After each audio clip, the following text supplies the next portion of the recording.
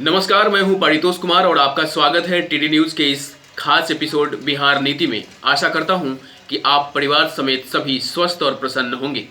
आज हम बिहार नीति में बात करेंगे कि राजद में विरासत की जंग शुरू है। लालू की बेटियों ने भी मोर्चा खोल दिया है।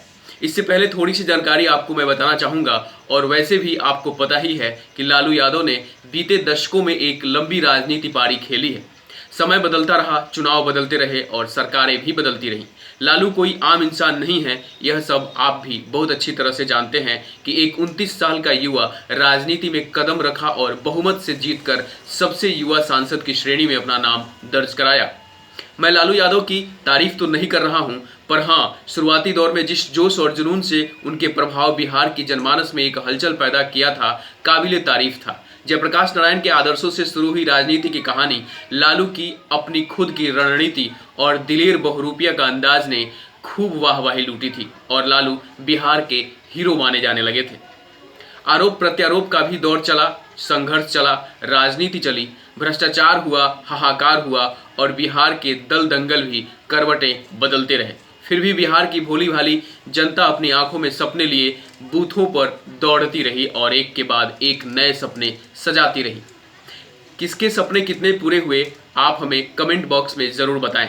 बहरहाल अब हम रुख करते हैं विषय पर कि राष्ट्रीय जनता दल अध्यक्ष लालू प्रसाद यादव के जेल से रिहा होने के बाद बिहार की राजनीति में जल्द बड़े उलटफेर की अटकलें लग रही हैं। राजनीति के खिलाड़ी लालू प्रसाद के विधायक बेटे तेजस्वी यादव को मुख्यमंत्री तक बनने की संभावना जताने लगे थे, लेकिन हकीकत यह है कि फिलहाल लालू के सामने अपने घर के ही अंदर शुरू हो गई विरासत की जंग की चुनौती को देखना है और उसे सॉल्व करना है।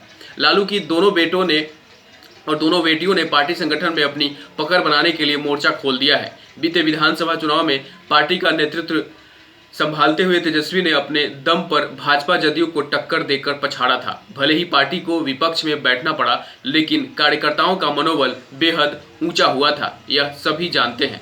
इन चुनाव में तेजस्वी की बड़ी बहन मीसा भारती ने अपने स्तर से कई लोगों को टिकट दिलवाया था, जिनमें ज्यादातर चुनाव हार गए थे।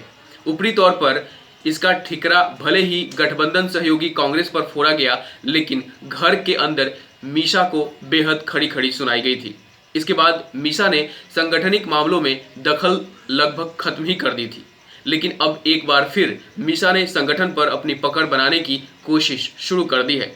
परिवार के सबसे बड़े बेटे तेज प्रताप यादव फिलहाल शांत हैं, लेकिन मीसा के अलावा एक और बहन रोहिणी आचार्य ने भी राजनीति सक्रियता बढ़ाते हुए संगठन में हस्तक्षेप शुरू कर दिया है।